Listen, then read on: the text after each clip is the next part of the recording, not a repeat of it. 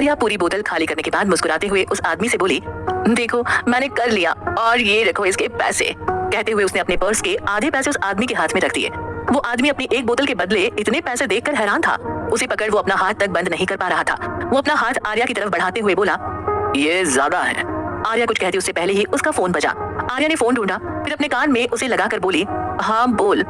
दूसरी तरफ से वाही खुशी से चिल्लाई, आर्या हम दोनों का ज्वाइनिंग लेटर आ गया है। वाही की बात जैसे ही आर्या के कानों में पड़ी, उसके चेहरे पर अपने आप चमक आ गई, जो सिर्फ कुछ पलों के लिए ही थी। वो अपने पापा को याद करते हुए दर्द भरी आवाज में बोली, जिसके लिए इस एग्जाम को पास किया, यहाँ तक पहुंची, वो तो अब मेरे पास है ही नहीं। तो अब इसका क्या करूंगी मैं? अब मैं आर्मी ज्वाइन करके क्या करूंगी? ये बोलकर आर्या ने फिर से वाही का फोन काट दिया। वो लड़खड़ाते हुए वहां से उठी और उस आदमी से बोली, थैंक्स बॉस, ये सब तुम रखो। कहते हुए आर्या बोतल को मुंह से लगाकर आगे बढ़ गई। आर्या बस अपनी ही धुन में चली जा रही थी। उसके आंसू सूख गए थे। उसके होठों पर शराब के साथ एक दर्द भरी मुस्कान थी। वो अपने ही ख्यालों में गुम सड़क पर चली जा रही थी। अचानक उसका पैर एक पत्थर से टकराया और वो अनबैलेंस होकर गिर पड़ी। गिरने के डर से उसने अपनी आंखें बंद कर ली। तभी उसे महसूस हुआ कि वो कुछ अजीब तरीके से गिरी है। उसके पैर और कमर में तेज दर्द हो रहा था। उसने उठने की कोशिश की पर जगह कुछ ज्यादा ही अजीब थी। उसने अपना हाथ उठाकर अपने आसपास की चीजें चेक की। उसे अपने हाथ पर कुछ सॉफ्ट सी चीज महसूस हुई। उसने एकदम से अपनी आंखें खोली। सामने की चीज देखकर उसे अपनी आंखों पर भरोसा नहीं हुआ। उसने अजीब सा मुंह बनाकर खुद से कहा, है ये तो वही बात हो गई, आसमान से गिरी और कन्वर्टेबल कार में अटकी। असल में आर्या पत्थर से लगकर अपने सामने खड़ी कार में गिर गई थी, जिसकी छत खुली हुई थी और पीछे का दरवाजा भी। वो कार की बैक सीट पर गिरी थी। इस वक्त रात के करीब 10 बज रहे थे। चांद भी आज बादलों में कहीं गुम था। आर्या को वैसे ही शराब के नशे में कुछ दिखाई नहीं दे रहा था, ऊपर से ये अंधेरा। लेकिन आर्या की नजर तो बस उस कार पर थी। इतनी एक्सपेंसिव कार को देखकर तो वो हैरान थे। ये एक रेड एंड ब्लैक कलर की हाई रेंज कार थी, जो इस सुनसान सड़क पर पता नहीं क्या कर रही थी। खैर, आर्या अभी कार को देखने में ही बिजी थी कि उसकी नजर अचानक से दो भूरी आंखों पर गई, जो इस वक्त किसी चीते की तरह लग रही थी, जो अपने शिकार को घात लगाए बैठा हो। आर्या उन आंखों को देखकर अपनी सीट पर जम सी गई। आर्या उन आंखों को देखे जा रही थी, जो उसे अपनी तरफ बढ़ती हुई महसूस हुई। उसे एक अनजाना सा डर अपने अंदर महसूस हुआ। वो वहां से भागना चाहती थी, पर उसका शरीर जैसे उन आंखों की वजह से वहां फ्रीज हो गया था। आर्या सीट की तरफ पीछे को झुकने लगी। वो आंखें भी सेम डिस्टेंस के साथ उसके और पास आती जा रही थी। आर्या का दिल एक अनहोनी के डर से बेतहाशा धड़कने लगा था। उस सन्नाटे में उसकी दिल की धड़कनें साफ सुनाई दे रही थी। डर की वजह से उसकी सांसें तेज चलने लगी थी और माथे पर पसीने की बूंदें आ गई। तभी अचानक से बारिश होने लगी। बारिश की वजह से आर्या होश में आई और उसने अपने डर को छुपाते हुए वहां से भागने के लिए जैसे ही अपने शरीर को हिलाया, तभी उसके बाजू को एक मजबूत हाथ ने पीछे सीट की तरफ धकेल दिया। बारिश जोर शोर से होने लगी, जिससे आर्या पानी में पूरी तरह भीग गई थी। उस कार में भी अब पानी भरने लगा था, लेकिन अंधेरा होने के कारण उसे अभी भी उस शिकारी आंखों के अलावा कुछ भी दिखाई नहीं दे रहा था। आर्या हिम्मत करके बोली, कौन हो तुम? मैं गलती से इस कार में आ गई थी, सॉरी। लेकिन बारिश इतनी तेज थी कि आर्या की ये धीमी आवाज कहीं गुम सी हो गई। तभी अचानक बिजली चमकी। आर्या ने अपने कपड़ों को अपनी मुट्ठियों में भर लिया और कसकर आंखें बंद कर ली। उसे अभी इतना डर लग रहा था कि वो रोने लगी थी, पर बारिश की बूंदों में उसके आंसू कहीं मिल से गए थे। ये सिचुएशन उसके सामने आज पहली बार आई थी। वहीं उस लड़के की नजर तो अपने सामने सफेद सूट में बैठी उस लड़की पर थी, जो अभी बला की कयामत लग रही थी। बारिश की बूंदें उसके कांपते होठों से होते हुए उसकी सुराहीदार गर्दन के रास्ते से उसके कपड़ों को भिगो रहे थे, जिससे उसकी ड्रेस उसके शरीर से चिपक गई थी। शिवाय, जिसका आज 22वां जन्मदिन था, वो अपने दोस्तों के साथ पार्टी मनाने यहाँ से 5 किलोमीटर दूर एक रिजॉर्ट में आया था। अभी उन लोगों की पार्टी पीक पर थी। सभी केक कट जाने के बाद वाइन एंजॉय करते हुए डांस कर रहे थे कि शिवाय को अचानक अपने शरीर में कुछ अजीब सा महसूस हुआ। वो जल्द ही डॉक्टर बनने वाला था, इसलिए वो समझ गया कि किसी ने उसे टारगेट किया है। वो था भी सबसे हैंडसम और हॉट, तभी तो पूरे मेडिकल कॉलेज की लड़कियां शिवाय की दीवानी थी। शिवाय भी अपने लुक्स को लेकर बहुत कॉन्शियस था और वो तो पैदाइशी अमीर था, लेकिन वो डॉक्टर बनना चाहता था, इसलिए अपने परिवार से लड़ झगड़ कर अपने सपने को पूरा करने दिल्ली आया था। शिवाय को जैसे ही पता चला कि उसने कुछ गलत खा लिया है, तो वो वॉशरूम का बहाना बनाकर पार्टी से बाहर आ गया और अपनी कार स्टार्ट कर चल पड़ा। उसने गुस्से से कार की स्टीयरिंग पर हाथ मारते हुए कहा, डैम, किसकी इतनी हिम्मत हो गई कि शिवाय माहेश्वरी से उलझे। तुझे तो मैं कल बताऊंगा। जिसने भी ये काम किया है ना, वो सुबह तक यहाँ से भाग जाए, क्योंकि अगर मुझे वो मिल गया ना, तो मैं उसे छोड़ूंगा नहीं। कहते हुए शिवाय ने अपने होंठ भींच लिए। उसे अपने अंदर बदलाव महसूस होने लगे। उसने कार की छत खोली, फिर अपने जूते और जैकेट उतारकर साइड वाली सीट पर फेंक दिया। उसने जब देखा कि वो एक सुनसान जगह पर आ गया है, तो उसने कार रोकी, फिर आराम से आगे की दोनों सीट पर पैर फैलाकर आंखें बंद कर लेट गया। वो खुद को कंट्रोल करने की पूरी कोशिश कर रहा था। तभी उसे किसी के होने का एहसास हुआ, लेकिन उसने आंखें नहीं खोली। उसे कुछ बड़बड़ाने की आवाज आई। उसने सोचा कि कहीं कोई उसका पीछा तो नहीं कर रहा, इसलिए वो झट से दोनों सीट का सहारा लेकर उन पर अपने घुटनों के बल खड़ा हो गया। उसका एक हाथ ड्राइविंग सीट पर और दूसरा बगल वाली सीट पर था। अंधेरा होने की वजह से उसे भी अपने सामने बैठी लड़की की डरी सहमी काली आंखों के अलावा कुछ और नहीं दिख रहा था। शिवाय का दिमाग एकदम से सुन्न पड़ गया जब बादलों के बीच चमकती बिजली में उसे सामने बैठी लड़की का चेहरा साफ साफ दिखाई देने लगा। उसके भीगे शरीर को देखकर शिवाय के अंदर की शांत हो रहे ज्वालामुखी को जैसे फिर से चिंगारी मिल गई हो। लंबी लंबी सांसें लेते हुए वो धीरे धीरे उस लड़की की तरफ बढ़ने लगा। उससे आती खुशबू उसे उसकी तरफ बढ़ने पर मजबूर कर रही थी। वो लड़की उठने को हुई कि शिवाय ने उसे कंधे से पकड़ पीछे सीट से लगा दिया। बारिश होने की वजह से आर्या का रोना, उसका चिल्लाना सामने खड़ा शिवाय ही नहीं सुन पा रहा था, तो कोई और जंगल में कैसे सुनता। आर्या ने धीरे से आंखें खोली तो उसकी आंखों के ठीक सामने वही भूरी आंखें थी जिसमें पनप रहे एहसासों को समझने में उसे देर नहीं लगी। वो अपने हाथ जोड़कर कांपते होठों से बोली, प्लीज मुझे जाने दो, मैं किसी से कुछ नहीं कहूंगी, मैं शहर छोड़कर चली। पर इससे आगे बोलने की उसमें हिम्मत नहीं रही। वो दो आंखें जिन्हें देखकर उसे अभी सबसे ज्यादा डर लग रहा था कि शायद वो इसके अंजाम से ज्यादा घबरा रही थी। आर्या कुछ ठंड से और कुछ उन दो भूरी आंखों से कांप रही थी। उसके ठंड से कांपते होठ शिवाय को और मदहोश कर रहे थे। उसने अपना हाथ बढ़ाकर उसकी गर्दन को पकड़ा और उससे रिस रहे पानी को अपने होठों से छूते हुए बोला, Who are you? आर्या को ये आवाज बहुत ज्यादा डरावनी लग रही थी। वो बोलना चाहती थी पर उसकी आवाज जैसे खो ही गई थी। जवाब ना मिलने पर शिवाय ने उसके कांपते होठों को अपने होठों में भर लिया। आर्या के होठों को छूते ही शिवाय को एक अलग सा सुकून मिल रहा था। वो बहुत जेंटली उसे किस कर रहा था। जैसे ही उन दोनों के होठ आपस में मिले, बारिश भी एकदम से रुक गई। चारों तरफ सन्नाटा था जिसमें शिवाय पूरे पैशन के साथ खुद से स्ट्रगल करते हुए लड़की को किस किया जा रहा था। तभी अचानक से वहां ठंड बढ़ने लगी। आर्या लगातार उस आदमी को खुद से दूर करने की कोशिश कर रही थी।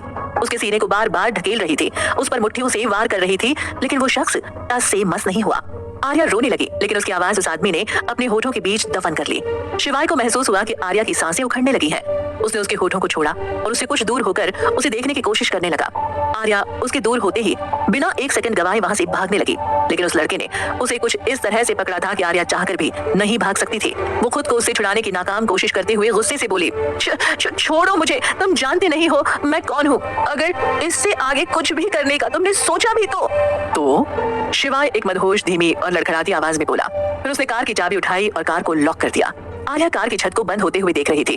उसने अपनी पूरी ताकत लगाकर वहां से भागने की कोशिश की, पर शिवाय पहले ही उसकी नाजुक पतली कलाई को अपने मजबूत हाथों में ले चुका था। उसे ऐसा लग रहा था मानो उसने जरा और जोर से उसकी कलाई पकड़ी तो उसकी कलाई टूट जाएगी। आर्या गुस्से और डर के मारे कुछ भी समझ नहीं पा रही थी, इसलिए वो जोर जोर से चिल्लाने लगी, हेल्प, प्लीज हेल्प, कोई मेरी मदद करो, हेल्प हेल्प। ठंड के मारे वो कांप रही थी। वहीं शिवाय का तो गर्मी से बुरा हाल था। उसे आर्या की आवाज एक्साइट कर रही थी। अब उससे कंट्रोल नहीं हुआ और उसने फिर से आर्या के होठों पर अपने होठ रख दिए।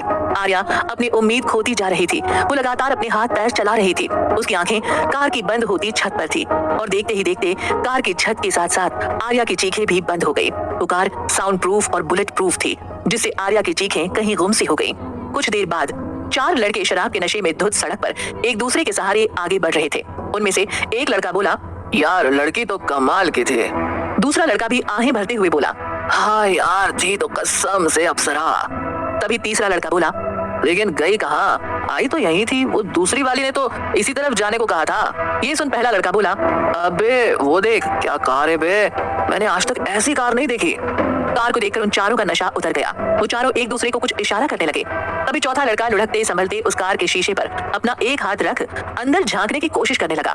उसे देखकर ऐसा लगा जैसे उसने कुछ बहुत खतरनाक देखा हो, जिससे उसका मुंह खुला का खुला रह गया। उस लड़के से दूसरा लड़का बोला, ऐसा क्या देख लिया तूने जो ऐसा मुंह फाड़ रहा है। क्या देख लिया था उस लड़के ने? वो लड़के आर्या की हेल्प करेंगे या नहीं? इस हादसे की वजह से आर्या के ऊपर क्या असर पड़ा था? क्या वो कभी शिवाय को माफ कर पाएगी? होश में आकर शिवाय अपनी इस हरकत पर कैसे रिएक्ट करेगा? जानने के लिए सुनते रहिए पॉकेट एफएम।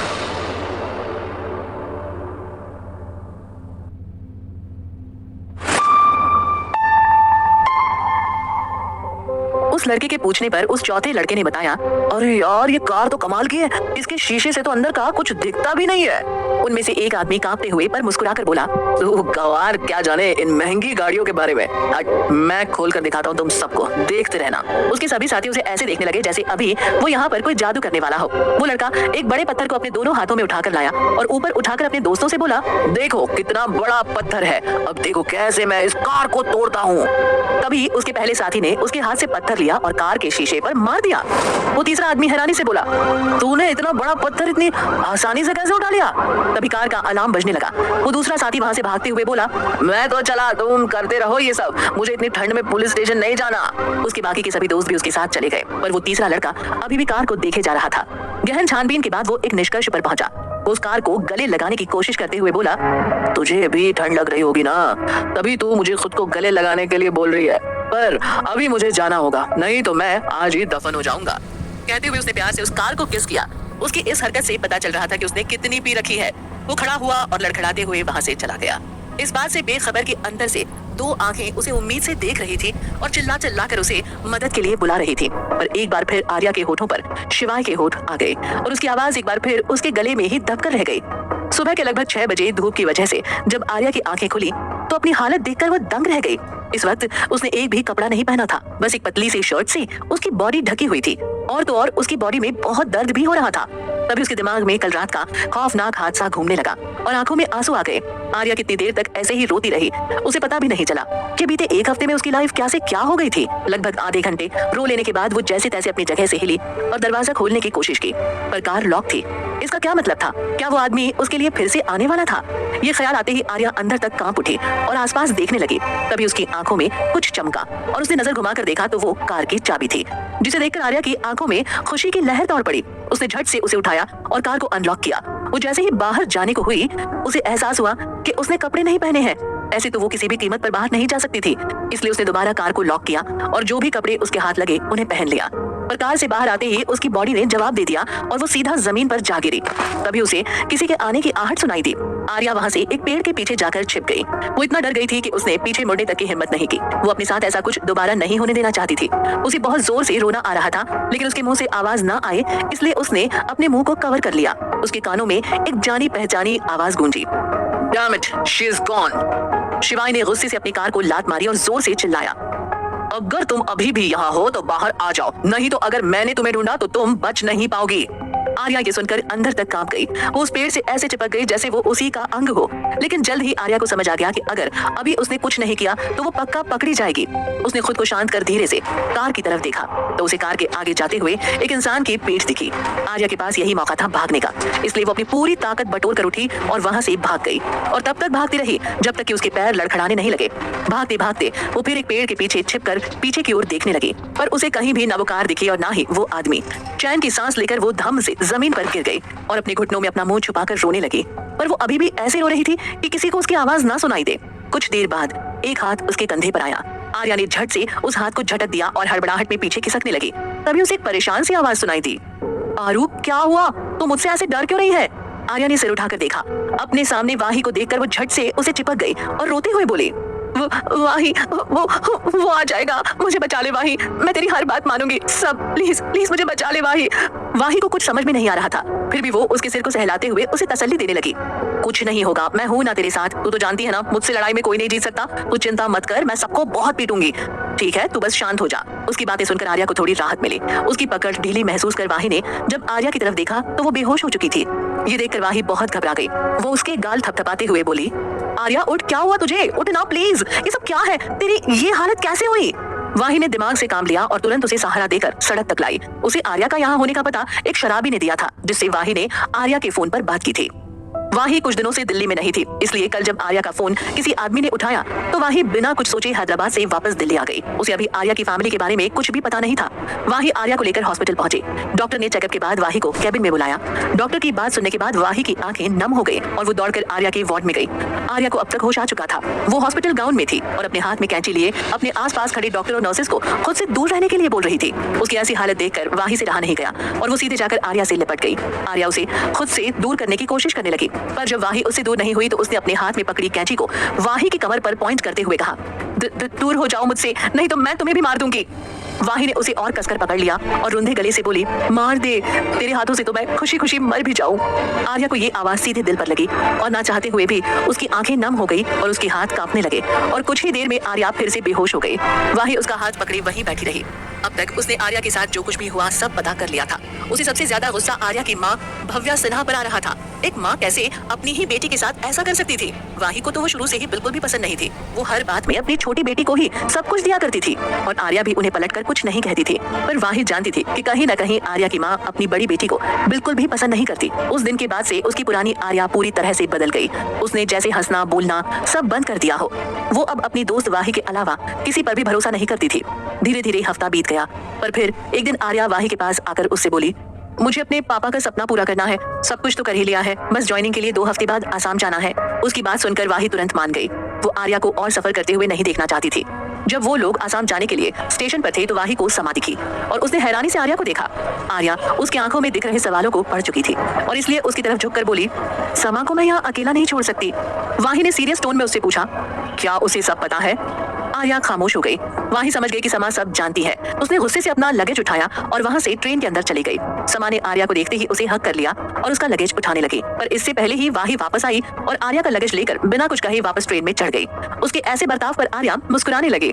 पूरे रास्ते सिर्फ समा ही बोले जा रही थी और आर्या उसकी बातों पर बस हल्का सा मुस्कुरा देती। वहीं वाही अपने हाथ बांधे कभी गुस्से से समा को देखती तो कभी प्यार से आर्या को। जल्द ही वो तीनों आसाम के बागानों में पहुंच गए। अपनी पुरानी लाइफ में इतना कुछ सहने के बाद आर्या में अब और सहने की हिम्मत नहीं थी। वो खुद को पूरी तरह से अपने काम में झोंक देना चाहती थी और उसने ऐसा ही किया, जिसकी वजह से 3 महीने में ही उसका प्रमोशन हो गया। वाही खुशी से दौड़ती हुई आर्या के पास आई। उस वक्त आर्या शूटिंग प्रैक्टिस कर रही थी, पर वाही के उसे गले लगाने से पहले ही अचानक से आर्या बेहोश होकर जमीन पर गिर पड़ी। वाही तुरंत उसे बेस कैंप के डॉक्टर के पास ले गई। 2 घंटे बाद जब डॉक्टर बाहर आई तो उन्होंने वाही से कहा, वाही तुम बताओ तुम क्या सुनना पसंद करोगी, अच्छी खबर या बुरी खबर?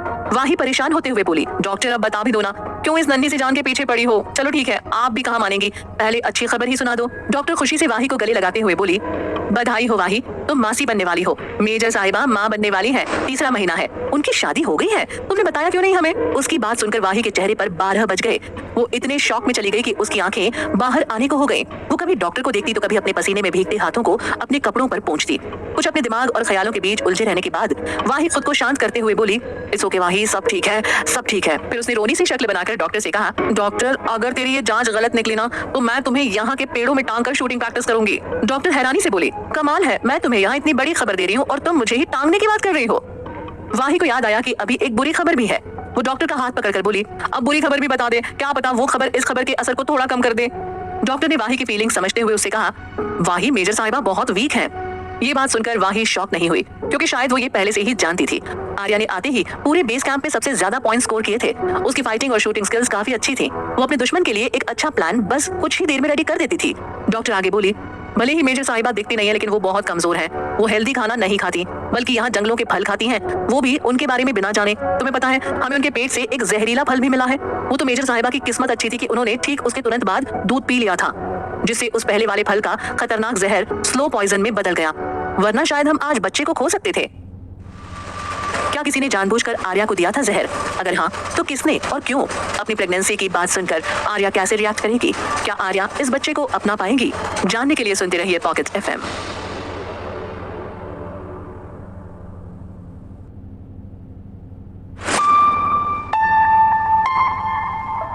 ये सब सुनकर वाही परेशान हो गई और डॉक्टर की बात ध्यान से सुनने लगी। डॉक्टर ने उसे समझाते हुए कहा, कम उम्र में मां बनना बहुत डिफिकल्ट होता है, इसलिए उन्हें देखभाल की बहुत जरूरत है। मेजर साहिबा भी अभी सिर्फ 20 साल की हैं और वो शारीरिक रूप से भी कमजोर हैं। कुछ समय पहले शायद वो बहुत स्ट्रेस में थी, जिसका असर बच्चे की ग्रोथ पर अब भी पड़ रहा है। मुझे ये कहना तो नहीं चाहिए, पर बच्चे को पहले ही अबॉर्ट कर देना चाहिए था, क्योंकि उनकी बॉडी ये स्ट्रेस झेल नहीं पाएगी। मैंने उनका पूरा चेकअप किया है और अब 3 महीने बाद ये पॉसिबल नहीं है, क्योंकि इससे माँ और बच्चे दोनों की जान को खतरा है। इसलिए मैं तुम्हें फिलहाल के लिए मेजर साहिबा को यहाँ से ले जाने की सलाह दूंगी। हो सकता है यहाँ से दूर बाहर की दुनिया में रहकर वो रिकवर हो जाए। वाही, उन्हें प्रॉपर केयर की सख्त जरूरत है। उन्हें हेल्दी खाना और प्रॉपर रेस्ट लेना चाहिए। प्लीज उनका अच्छे से ख्याल रखना। कहते हुए डॉक्टर एक छोटी सी स्माइल के साथ वाही के कंधे को थपथपाकर टेंट से बाहर चली गई। आर्या 3 महीने की प्रेग्नेंट है, ये सुनकर अब भी वाही के होश उड़े हुए थे। उसको कुछ भी समझ नहीं आ रहा था कि ये सब अचानक से क्या हो रहा था। बड़ी मुश्किल से तो आर्या अपने परिवार के गम और उस भयानक हादसे से बाहर आई थी। उसने फिर से जीना शुरू किया ही था, पर अब ये बच्चा, आर्या कैसे रिएक्ट करेगी जब उसे पता चलेगा कि वो मां बनने वाली है, वो भी उस आदमी के बच्चे की जो उसे जिंदगी भर का जख्म देकर गया था। क्या आर्या उसके बच्चे को अपना पाएगी? उस आदमी की तो आर्या ने शक्ल तक नहीं देखी थी। वाही के दिमाग में ये सब चल ही रहा था कि उसकी नजर बेड पर पड़ी, जहाँ से आर्या उसे ही देख रही थी। इसे कब होश आया? कैसे सब सुन लिया? ऐसे ही न जाने कितने सवाल वाही के दिमाग में घूमने लगे। उसने अपनी भीगी पलकों को साफ किया और आर्या की तरफ बढ़ गई। उसके बूट्स की टक टक की आवाज से आर्या होश में आई और उसने सिर घुमाकर वाही को देखा। वाही को आर्या की खूबसूरत आंखें अपने अंदर आंसू समेटते हुए दिखी। वाही ने आर्या को तुरंत गले लगा लिया और उसकी पीठ सहलाने लगी। उसके गले लगाते ही आर्या की आंखों में रुके आंसू छलक आए। वो वाही को कसकर गले लगाते हुए बोली, वाही, ये सब मेरे साथ ही क्यों होता है? इसमें मेरी क्या गलती है? ये सब तो। वाही अपने इमोशंस को कंट्रोल कर आर्या का सिर सहलाते हुए बोली, सब ठीक है आरू, तूने कुछ नहीं किया, लेकिन तेरे अंदर पल रही इस नन्ही सी जान की भी क्या गलती है? वो भी तो जीना डिजर्व करती है ना, फिर भी। और वाही ने आगे कुछ नहीं कहा। वो आर्या को डराना नहीं चाहती थी। कुछ देर ऐसे ही रहने के बाद आर्या धीरे से बोली, वाही, मैं ये बच्चा रखने के लिए तैयार हूँ। वाही धीरे से उसका चेहरा अपने हाथों में भरकर प्यार से बोली, आरू, तू जो भी फैसला लेगी मैं तेरे साथ हूँ। बस तुझे अपना ख्याल रखना होगा। आर्या ने हाँ में गर्दन हिला दी। वाही उठते हुए बोली, मैं लीव एप्लीकेशन देकर आती हूँ। कुछ 5 महीने बाद एक हॉस्पिटल वार्ड के सामने समा अपने हाथों को मलते हुए इधर से उधर परेशानी में चक्कर लगा रही थी। तभी वार्ड से एक डॉक्टर दौड़कर समा के पास आकर उससे बोली, पेशेंट की हालत खराब हो रही है, हमें अभी डिलीवरी करनी होगी, आप पेपर्स पर साइन कर दीजिए, हम जरा सी भी देर नहीं कर सकते वरना माँ और बच्चे दोनों की जान जा सकती है। समा ने बिना किसी हिचकिचाहट के उन पेपर्स पर साइन कर दिया। डॉक्टर थोड़ा हैरान जरूर हुई पर फिर ज्यादा ध्यान न देते हुए वार्ड में वापस चली गई। 2 घंटे बाद ऑपरेशन टेबल पर लेटी आर्या की सांसें अचानक से उखड़ने लगी थी। उसके चारों तरफ खड़े डॉक्टर्स उसकी बिगड़ती हालत देखकर घबरा रहे थे। तभी उनकी सीनियर डॉक्टर आर्या के बच्चे को एक नर्स को देते हुए दूसरे डॉक्टर से बोली, डॉक्टर माहेश्वरी कब तक आएंगे? अब वही कुछ कर सकते हैं। आर्या, पेशेंट का बीपी गिर रहा है, मुझे ऑपरेशन नहीं करना चाहिए था, डॉक्टर माहेश्वरी के लिए रुक ही जाना चाहिए था। उस डॉक्टर को ऐसे अपना धैर्य खोते देख उसके बगल में खड़ी जूनियर डॉक्टर ने कहा, मैम आप शांत हो जाइए, अगर इन्हें आप ऑपरेट नहीं करती तो शायद अभी हालत इससे भी बुरी होती, तो अभी खुद को दोष देने के बजाय पेशेंट पर ध्यान दीजिए। उसकी बात सुनकर डॉक्टर को अपनी गलती का एहसास हुआ और वो आर्या की पल्स चेक करने लगी। तभी एक डॉक्टर मेडिकल किट पहनकर अंदर आया, जिसे देखकर सभी शांत हो गए। वो डॉक्टर माहेश्वरी ही थे। आते ही उसने सीनियर डॉक्टर से पूछा, पेशेंट की हालत कैसी है? डॉक्टर उसे धीमी आवाज में जानकारी देने लगी। डॉक्टर माहेश्वरी बिना पल के झपकाए आर्या को ऑपरेट करने में बिजी हो गए। वार्ड के बाहर समा का अब दिमाग खराब होने लगा था। वो दीवार के सहारे खड़ी होकर लगातार बस ओटी के दरवाजे को ही घूरे जा रही थी। तभी उसे एक नर्स दिखी जो अपने हाथ में एक छोटा सा बेबी पकड़े बाहर आई। समा भी चुपके से उसके पीछे चली गई। समा ने देखा कि वो नर्स उस बच्चे को साफ करके एक वेंटिलेटर में रखकर हाथ धोने चली गई। समा सावधानी से अंदर आई और देखा कि उस कमरे में और भी बच्चे थे जो उसी बच्चे की तरह वेंटिलेटर में रखे गए थे। समा ने जल्दी से आर्या के बच्चे को अपनी गोद में उठा लिया। वो इतना छोटा था कि उसके दोनों हाथों में वो बच्चा पूरा फिट हो गया। उस बच्चे को देखकर पल भर के लिए समा की आंखें भी नम हो गई। तभी किसी ने पीछे से उसे आवाज दी, हेलो मैडम। समा ने पीछे देखा तो वहाँ एक नर्स हाथ में एक बच्चा लिए उसे ही देख रही थी। समा ने अपने जेब से एक चेक निकाला और उस नर्स की तरफ बढ़ाते हुए बोली, मुझे ये बच्चा चाहिए। नर्स उसका इरादा समझ धीरे से बोली, लेकिन ये बच्चा तो मरा हुआ है। समा मुस्कुराते हुए बोली, ये तो और भी अच्छा है, तुम इसे यहाँ रख दो और किसी को पता ना चले कि हम दोनों कभी मिले भी थे। समा उस बच्चे को जैसे तैसे छिपाकर बाहर ले आई और अपनी कार में रख दिया। तभी उसे ध्यान आया कि उसका पर्स वार्डरूम के बाहर ही छूट गया था, इसलिए वो तुरंत मुड़कर अपना पर्स लेने वापस चली गई। उसे इतना भी ध्यान नहीं रहा कि उसने तो अपनी कार अनलॉक की ही नहीं। समा अंदर गई और अपना पर्स चेक करने लगी। उसे पर्स के अंदर कार की चाबी मिली, जिसे देखकर वो हैरान रह गई। उसने सोचा, अगर चाबी यहाँ है तो मैंने बच्चे को कार के अंदर कैसे रखा? मतलब वो कार किसी और की थी। इससे पहले कि समा वहाँ से जा पाती, ओटी से डॉक्टर बाहर आई और समा से बोली, कांग्रेचुलेशंस, आपकी बहन अब खतरे से बाहर है। डॉक्टर माहेश्वरी ने ठीक टाइम पर आकर सब संभाल लिया। लेकिन समा का ध्यान तो अभी उस बच्चे पर ज्यादा था जिसे वो पता नहीं किसकी कार में छोड़कर आ गई थी। तभी उसे खिड़की से वही कार हॉस्पिटल से जाती हुई दिखी। उसने घबराकर डॉक्टर को वो कार दिखाते हुए पूछा, डॉक्टर वो कार वो किसकी है? डॉक्टर को उसका सवाल सुनकर गुस्सा आ गया। यहाँ वो इस लड़की की बहन को बचाने के लिए किस सिचुएशन से गुजरी थी और ये लड़की डिस्गस्टिंग। लेकिन फिर जब डॉक्टर की नजर उस कार पर गई तो उनका गुस्सा एकदम शांत हो गया। वो बोली, वही तो है डॉक्टर शिवाय माहेश्वरी जिन्होंने आपकी दीदी की जान बचाई है। अगले दिन जब आर्या को होश आया तो उसे पता चला कि उसका बच्चा मरा हुआ पैदा हुआ था, तो वो फिर से सदमे में चली गई। हॉस्पिटल से घर आने के बाद उसने तुरंत खुद को कमरे में बंद कर लिया और 2 महीने तक उसने सूरज की एक झलक तक नहीं देखी। प्रेजेंट में आज इतने सालों बाद ये सब याद करके आर्या के आंसू रुकने का नाम ही नहीं ले रहे थे। वहीं जमीन पर बैठी आर्या को रोते हुए देख रही थी। उसने आर्या को गले लगाकर कहा, सॉरी आरू, मैंने वो सब बस तुझे चिढ़ाने के लिए कहा था। मुझे नहीं पता था कि तू इस तरह से बिहेव करेगी। तू कब तक डॉक्टर माहेश्वरी से यूं ही नफरत करती रहेगी? अगर इतनी ही नफरत है तो छोड़ क्यों नहीं देती उसे? उसकी बात सुनकर आर्या अपने आंसू पोंछते हुए उठी और वाही से बोली, छोड़ूंगी तो सही, लेकिन उससे पहले मैं उसे अपना हिसाब तो बराबर कर लूं। वो मेरी एक बेहद कीमती चीज लिए बैठा है, पहले उसे तो वापस ले लूं। तभी कहीं से वाही का फोन बजने लगा। वाही ने जल्दी से फोन पिक किया। दूसरी तरफ से शायद किसी ने उसे डांटा, पर वाही चुपचाप सब सुनती रही और आखिर में फोन काट दिया। वाही अपने कंधे लटकाए हुए आर्या के पास आई और उससे बोली, चल चलते हैं मिशन पर, तेरे हाथों का खाना फिर से रह गया।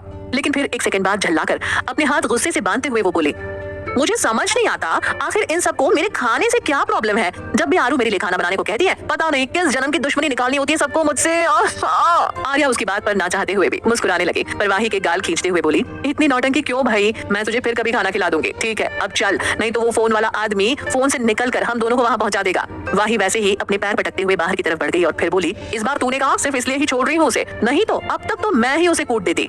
बड़ा आया मुझे ऑर्डर देने वाला, जल्दी लोकेशन पर पहुंचो, माय फुट। वाही उस आदमी की नकल उतारते हुए बोली। आर्या मुस्कुराते हुए उसके पीछे चल दी। आधे घंटे बाद आर्या और वाही एक बड़े से क्लब के सामने खड़े थे। वाही और आर्या दोनों ही पार्टी वेयर ड्रेस में कयामत लग रही थी। जहां वाही ने ब्लैक कलर की टाइट थाई लेंथ ड्रेस पहनी थी, वहीं आर्या ने golden tight thigh length dress पहनी थी। हवा में लहराते बाल दोनों को और भी खूबसूरत और हॉट बना रहे थे। जिस भी लड़के या लड़की की नजर उन दोनों पर पड़ती, एक बार मुड़कर उन्हें जरूर देखते। वाही आर्या को लेकर सीधा अपने बुक किए हुए जगह पर चली गई। वहाँ 2 बड़े सोफे रखे हुए थे। पूरे क्लब में लाउड म्यूजिक के साथ फ्लोर पर डांस करते कुछ यंग लड़के और लड़कियां उस माहौल को खुशनुमा बना रहे थे। आर्या वहाँ बैठी सब कुछ ऑब्जर्व कर रही थी। तभी उसे कुछ अजीब होने का एहसास हुआ और उसने आंख बंद कर ध्यान से सोचा तो उसे अपने पिछले जन्म की यादें याद आने लगी। उसमें एक आवाज कुछ पूछ रही थी और सभी उसका जवाब दे रहे थे। उन लोगों में उसे अचानक से एक जाना पहचाना चेहरा दिखा जो समा का था। समा गुस्से से खुद को छुड़ाने की कोशिश कर रही थी। तब एक जाने पहचाने लड़के ने आकर उसकी मदद की। ये सब याद आते ही आर्या ने झट से आंखें खोली और वो खुद में बड़बड़ाते हुए बोली, समा ने कहा था कि उसे अक्ष से यही प्यार हुआ था और मेरी वजह से उसका प्यार छिन गया, लेकिन मैंने ही तो अक्ष और विभि का ब्रेकअप करवाकर इन दोनों को मिलवाया था। अच्छा है इस बार समा मेरे साथ नहीं है। उसने ये सोचकर चैन की सांस ली ही थी कि तभी उसे होस्ट की आवाज सुनाई दी। आर्या जानती थी कि वो होस्ट आगे क्या बोलने वाला है। You all are welcome to our club Star Night. Thank you so much guys. Anchor की इस बात पर चारों तरफ तालियां बजने लगी और वो आगे बोला, वैसे गाइस मैं यहाँ का सिंगर हूँ। मुझे अपने एक सवाल का जवाब नहीं मिल रहा था तो मैंने सोचा आप लोगों से ही पूछ लूं। तो क्या आप लोग मेरी मदद करेंगे सवाल का जवाब ढूंढने में? इस सवाल का जवाब नहीं मिल रहा था उस एंकर को। क्या मिशन था आर्या और वाही का? क्या इस बार आर्या पिछले जन्म की बात को बदल पाएगी? जानने के लिए सुनते रहिए ये कहानी सिर्फ पॉकेट FM पर।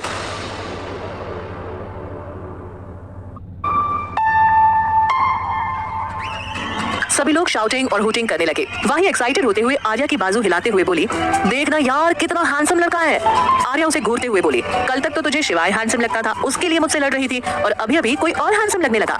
वही पीछे से उसकी गर्दन में अपना हाथ डालते हुए बोली, देख आरू, किसी महापुरुष ने कहा है कि दिल किसी एक को दो पर नेक को दो, और जब तक वो नेक ना मिले हर एक को दो। कहते हुए वही जोर जोर से हंसने लगी। आर्या उसके सिर पर चपत लगाकर मुस्कुराते हुए बोली, तू भी ना।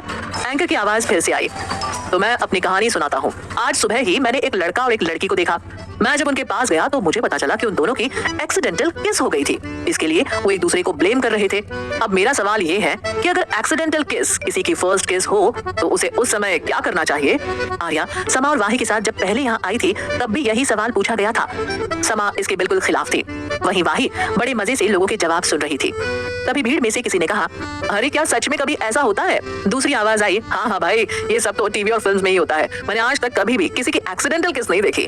क्लब की लाइट कम थी इसलिए कौन बोल रहा है किसी को भी पता नहीं चल रहा था। तभी आर्या के कानों में कुछ जाने पहचाने शब्द सुनाई दिए। उसने मुड़कर चारों तरफ देखा तो उसे एक पतली सी आकृति दिखी जिसे वो अच्छे से पहचानती थी। उसके मुंह से अचानक निकला, समा, ये यहाँ कैसे आई? इसे तो चोट लगी थी।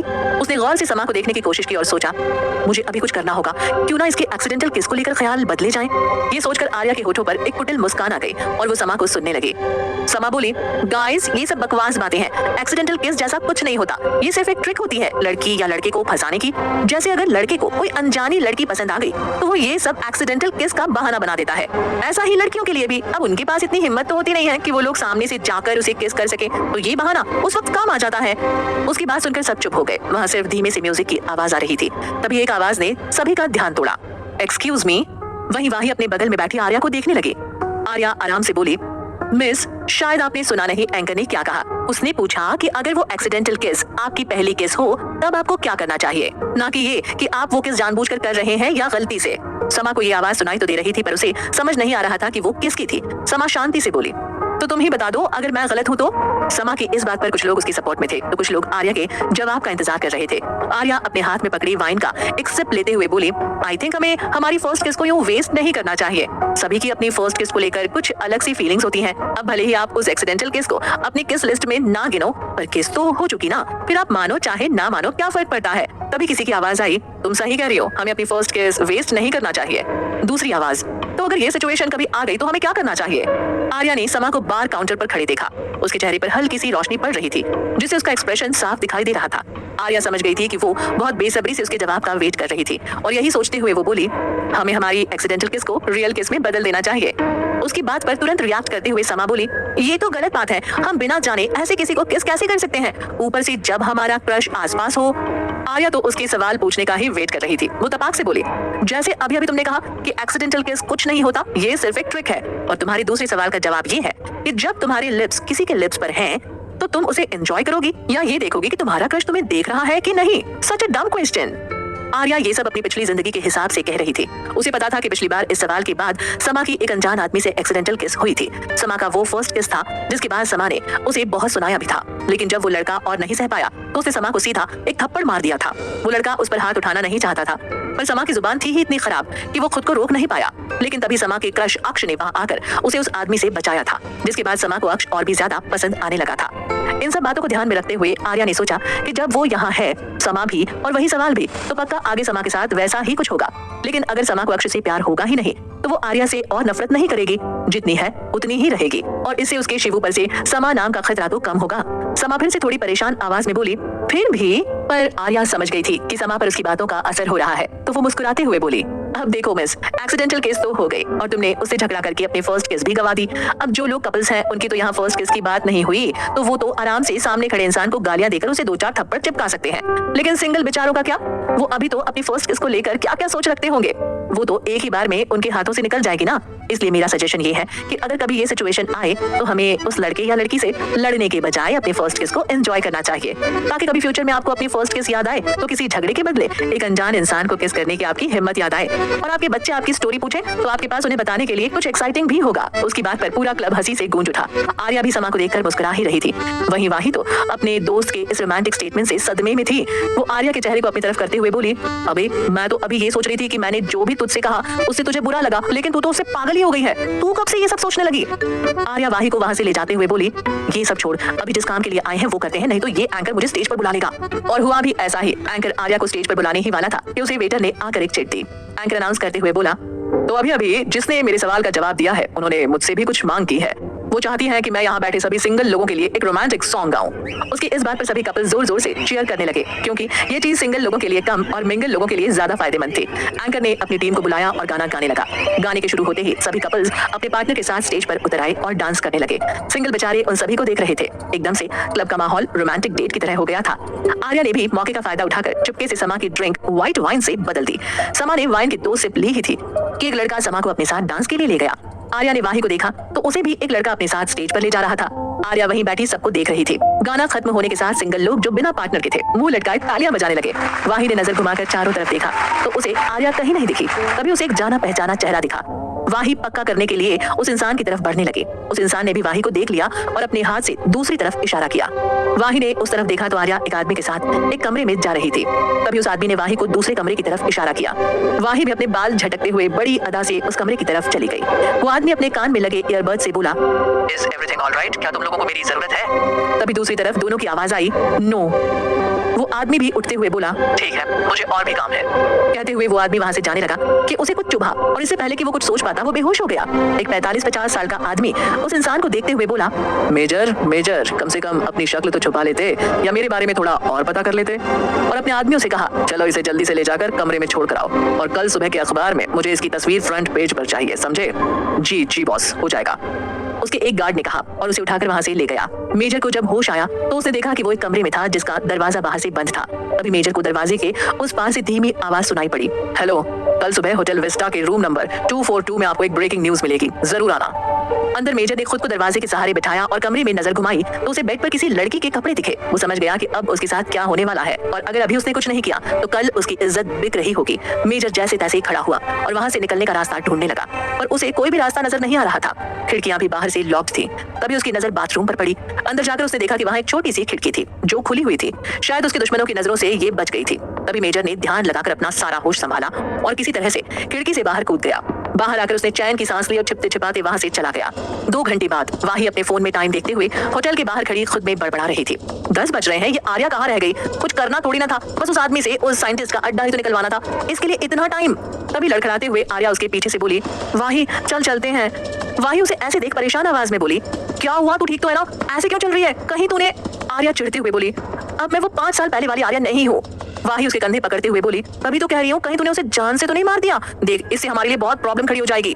आर्या उसकी बात पर मुस्कुराते हुए बोली, साला मुझे छूने की कोशिश कर रहा था, पर तू चिंता मत कर, मैंने बस उसकी 9 उंगलियां ही तोड़ी है, और बस एक पैर और एक आंख भी। वाही ने उसकी बातें सुनकर अपना सिर पीट लिया और उसे वहां से ले जाते हुए बोली, हाँ बस ज्यादा करती ही कब है तू? चल अब तू मेरे घर चल, इस हालत में मैं तुझे तेरे ससुराल नहीं जाने दे सकती। तभी आर्या बोली, नहीं मैं बिल्कुल ठीक हूँ और मुझे अपने घर जाना है, अपने बेटू अपने बेबी के पास, तू मुझे मेरे घर ले चल अभी प्लीज वाही। ये सुनकर वाही काफी कंफ्यूज हो गई थी। आर्या किसके बारे में बात कर रही है उसे समझ नहीं आ रहा था, इसलिए वाही ने उसे कार की सीट पर बैठाते हुए पूछा, अब ये बेटू और बेबी कौन है? तू किसके बारे में बात कर रही है? तेरे घर में ऐसा भी कौन है? तभी आर्या धीरे से बोली, वाही तू नहीं जानती, मेरा बेटू मेरी जान जिंदा है, मेरा बेबी वो जिंदा है।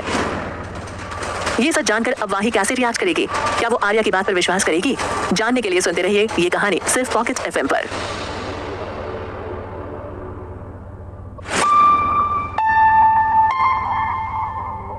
नशे की हालत में आखिर सच आर्या के मुंह से निकल ही गया था, लेकिन ठीक उसी वक्त उनके बगल से एक बाइक गड़गड़ करते हुए निकली और वाही को कुछ सुनाई नहीं दिया। अगले पल वाही ने कार स्टार्ट की और गाड़ी आगे बढ़ा दी। कुछ देर बाद वाही की कार माहेश्वरी मेंशन से कुछ दूरी पर खड़ी थी। उसने आर्या का फोन लिया और उसमें शिवाय का नंबर ढूंढने लगी। तब तक आर्या को कुछ होश आ गया था। वाही आर्या से बोली, आरू तेरे पति का नंबर बता तो कौन सा है? आर्या जोर से बोली, उस साले कमीने का नंबर मैं क्यों रखूं? वाही ने तुरंत उसका मुंह बंद कर दिया और धीरे से बोली, धीरे बोल मेरी माँ, तेरा पति कोई दूध का दूल्हा नहीं है जो तुझे छोड़ देगा। तभी कह रही थी चल हमारे घर, लेकिन नहीं, तुझे तो अपने घर ही जाना था। आर्या उसके गाल खींचते हुए बोली, वाही तू कितनी प्यारी है, क्या तुझे कोई प्रॉब्लम है? तू बस बता दे। वाही बोली, अच्छा तो सुन, तेरे घर के अंदर जाना है, कैसे जाएं? आर्या मुस्कुराते हुए बोली, बस इतनी सी बात, रुक। कहते हुए आर्या कार से उतरी और वाही को बगल वाली सीट पर शिफ्ट कर खुद ड्राइविंग सीट पर बैठते हुए बोली, अब चलते हैं माहेश्वरी मेंशन में। आर्या ने बिना उसकी बात सुने कार माहेश्वरी मेंशन की तरफ बढ़ा दी। गेट पर खड़े गार्ड ने ड्राइविंग सीट पर बैठी आर्या को देखा, फिर वाही को, और जल्दी से डोर ओपन कर दिया। वाही हैरानी से बोली, साली तुझे पहले से पता था तो मुझे पहले क्यों नहीं बताया? आर्या कार रोकते हुए बोली, तूने पूछा ही कब? वाही कार से उतरी, लेकिन अपने कपड़े देखकर वापस कार में बैठ गई। वो आर्या से बोली, आरू ऐसे कपड़े में जाएंगे क्या तेरे ससुराल? क्या सोचेंगे वो सब हमारे बारे में? आर्या कार से उतरते हुए बोली, जो भी सोचे, आई डोंट केयर। वाही ने आर्या से कहा, बट आई केयर, तू ऐसे जाएगी तो तेरे ससुराल वाले तुझे क्या कहेंगे? वैसे भी रात भी ज्यादा हो गई है, प्लीज डॉक्टर माहेश्वरी का नंबर दे दे। आर्या मुस्कुराते हुए बोली, वो तो मुझे और फंसा देगा, वो तो चाहता ही यही है कि मैं उससे डिवोर्स ले लूं। कब से यही कोशिश तो कर रहा है, और वही नहीं, उसका पूरा परिवार इसी कोशिश में लगा है। देखना अभी मेरी सासू माँ हॉल में पानी लेने आएंगी और लाइट्स ऑन होंगी। और तो और तुझे पता है, उस शिवाय ने विभि को गन पॉइंट पर रखकर मुझसे ना उसके हॉस्पिटल पर पड़ने वाली रेड को इलीगल तरीके से रुकवाया था, नहीं तो अभी तक तो वो जेल में होता। तभी उसने सुना, ये सब इतना आसान होता तो शिवाय इतना बड़ा वर्ल्ड फेमस डॉक्टर नहीं होता। आर्या हैरानी से वाही को देखते हुए बोली, वाही यार, तू लड़कों की आवाज में भी बोल सकती है, लेकिन तुझे उस कमीने की तारीफ नहीं करनी चाहिए। तभी आर्या ने वाही के हाथ को देखा जो उसके मुंह को ढक रहे थे और आंखें चमक रही थी, जैसे उसके सामने कोई भूत खड़ा हो।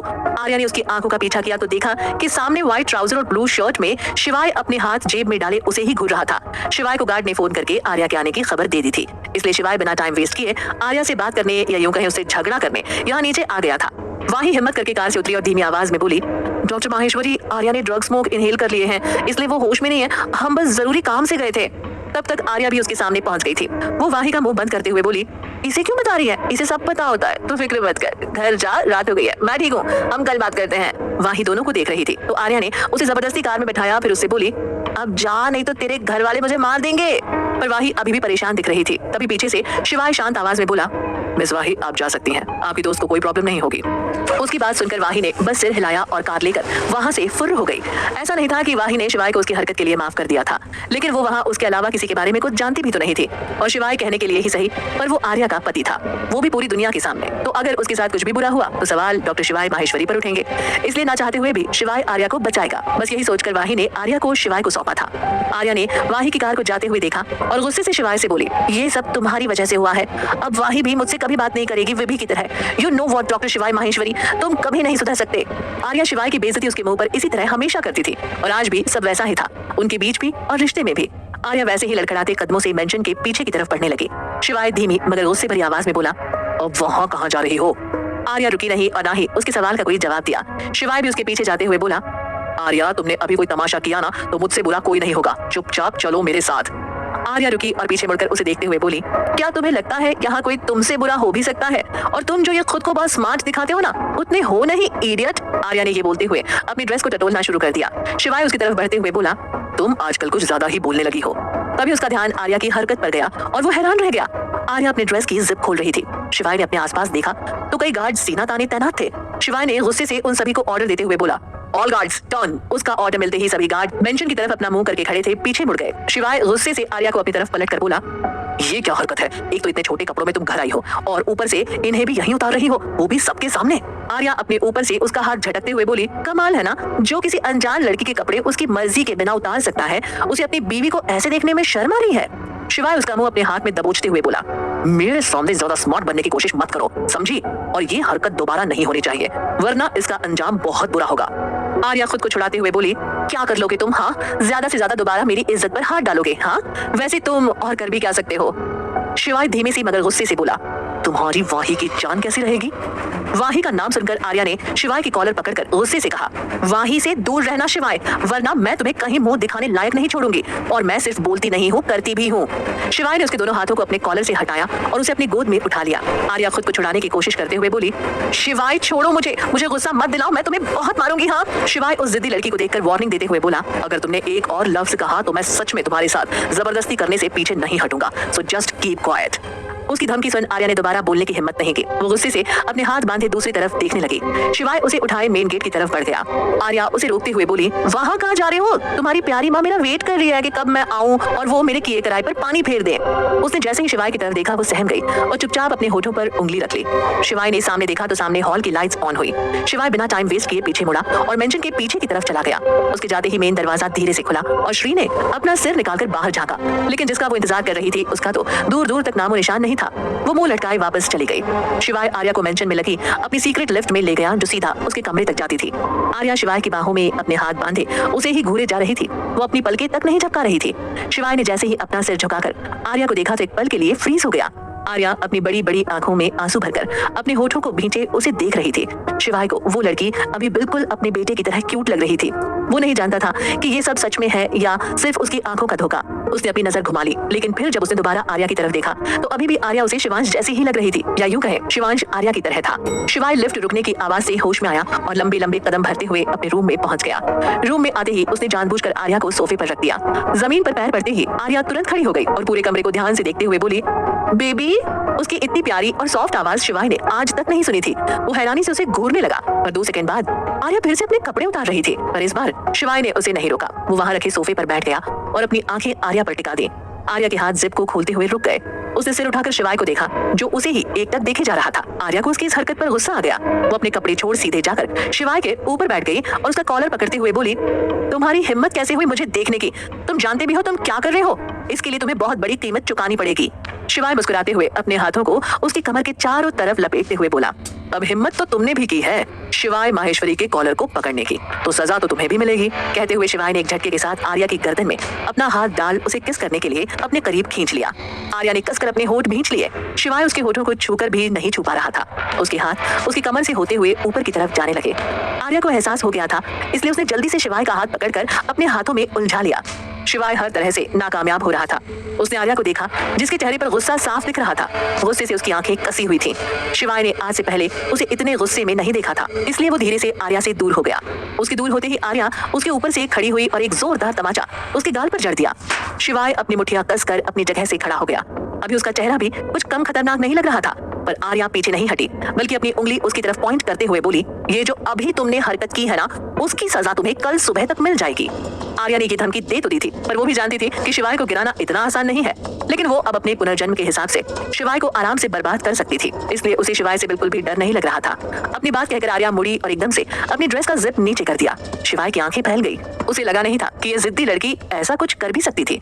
तभी शिवाय को रियलाइज हुआ कि आर्या ने अंदर शॉर्ट्स और टैंक टॉप पहना हुआ था। उसके बाद शिवाय के सामने आर्या आराम से बेड पर जाकर गिर गई। उसने ब्लैंकेट को हक किया और अपनी आंखें बंद कर ली, पर शिवाय के दिमाग में अभी भी आर्या का थप्पड़ घूम रहा था। उसने बेड पर लेटी आर्या को देखकर कहा, तुम्हें इसकी कीमत चुकानी पड़ेगी। आर्या से बदला लेने के लिए अब शिवाय क्या करेगा? क्या वो बदला लेने में सफल हो पाएगा या फिर आर्या उससे एक कदम आगे निकलेगी? जानने के लिए सुनते रहिए पॉकेट एफएम।